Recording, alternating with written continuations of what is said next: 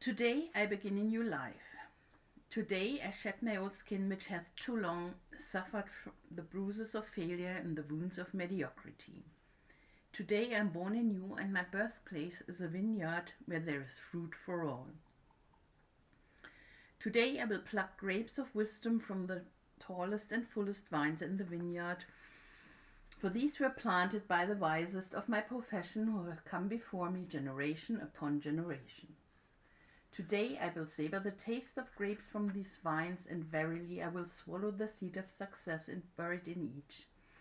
A new life will sprout within me.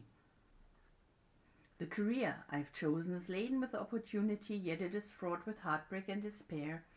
In the bodies of those who have failed, were they piled one atop another, would cast a shadow down upon all the pyramids of the earth. Yet I will not fail as the others, for in my hands I now hold the charts, which will guide me through perilous waters to shores which only yesterday seemed but a dream.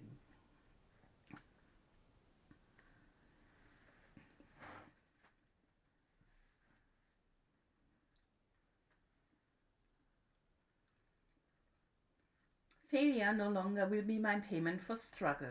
Just as nature made no provision for my body to tolerate pain, neither has it made any provision for my life to suffer failure. Failure, like pain, is alien to my life. In the past I accepted it as I accepted pain. Now I reject it, and I am prepared for wisdom and principles which will guide me out of the shadows into the sunlight of wealth, position, and happiness, far beyond my most extravagant dreams, until even the golden apples in the garden of Hesperides will seem no more than my just reward. Time teaches all things to him who lives forever, but I have not the luxury of eternity. Yet, within my allotted time, I must practice the art of patience, for nature acts never in haste. To create the olive, king of all trees, 100 years is required. An onion plant is old in 9 weeks. I have lived as an onion plant. It has not pleased me. Now I would become the greatest of olive trees, and in truth the greatest of salesmen.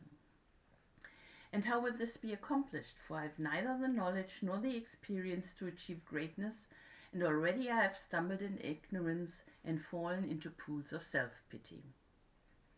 The answer is simple. I will commence my journey unencumbered with either the weight of unnecessary knowledge or the handicap of meaningless experience. Nature already has supplied me with knowledge and instinct far greater than any beast in the forest.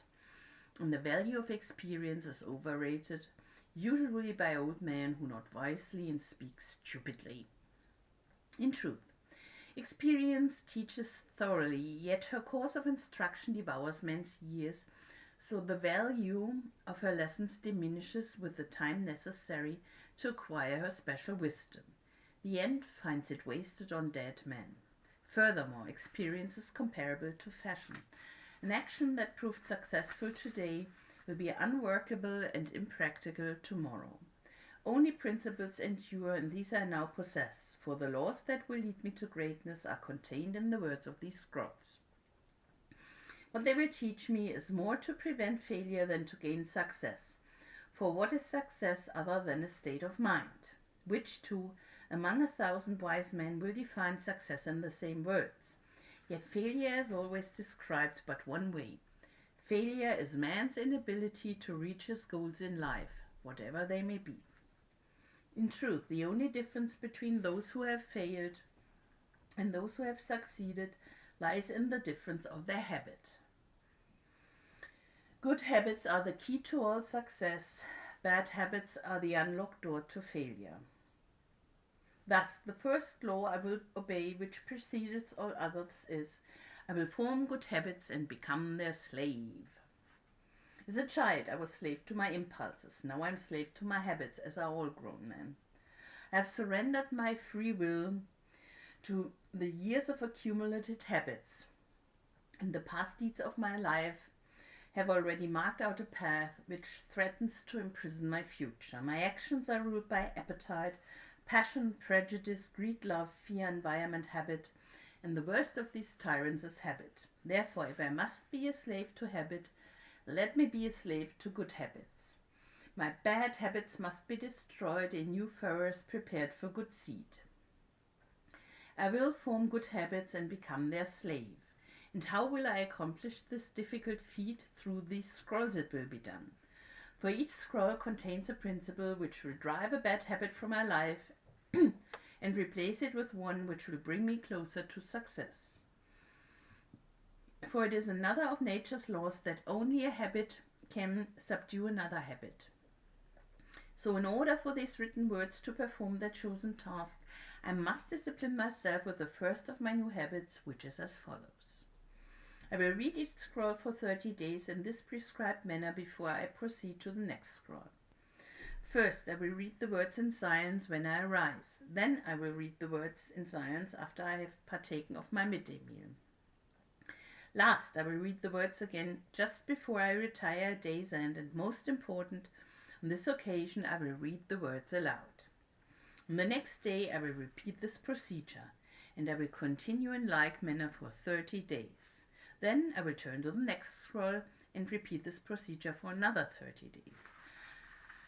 I will continue in this manner until I have lived with each scroll for 30 days and my reading has become habit. And what will be accomplished with this habit? Herein lies the hidden secret of all men's accomplishments. As I repeat the words daily, they will soon become a part of my active mind.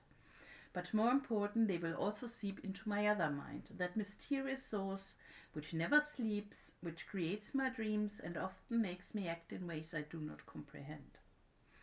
As the words of these scrolls are consumed by my mysterious mind, I will begin to awake each morning with a vitality I have never known before. My vigor will increase, my enthusiasm will rise, my desire to meet the world will overcome every fear I once knew at sunrise. And I will be happier than I ever believed it possible to be in this world of strife and sorrow. Eventually, I will find myself reacting to all situations which confront me as I was commanded in the scrolls to react, and soon these actions and reactions will become easy to perform, for any act with practice becomes easy. Thus a new and good habit is born, for when an act becomes easy through constant repetition, it becomes a pleasure to perform, and if it is a pleasure to perform, it is man's nature to perform it often. When I perform it often, it becomes a habit, and I become its slave, and since it is a good habit, this is my will. Today, I begin a new life, and I make a solemn oath to myself that nothing will retard my new life's growth. I will lose not a day from these readings, for that day cannot be retrieved, nor can I substitute another for it. I must not, I will not break this habit of daily reading from these scrolls, and in truth, the few moments spent each day on this new habit are but a small price to pay for the happiness and success that will be mine. As I read and reread the words in the scrolls to follow, never will I allow the brevity of each scroll, nor the simplicity of its words, to cause me to treat the scroll's message lightly. Thousands of grapes are pressed to fill one jar with wine, and the grape skin and pulp are tossed to the birds. So it is with these grapes of wisdom from the ages. Much has been filtered and tossed to the wind. Only the pure truth lies distilled in the words to come. I will drink as instructed and spill not a drop, and the seed of success I will swallow. Today my old skin has become as dust. I will walk tall among men, and they will know me not, for today I'm a new man with a new life.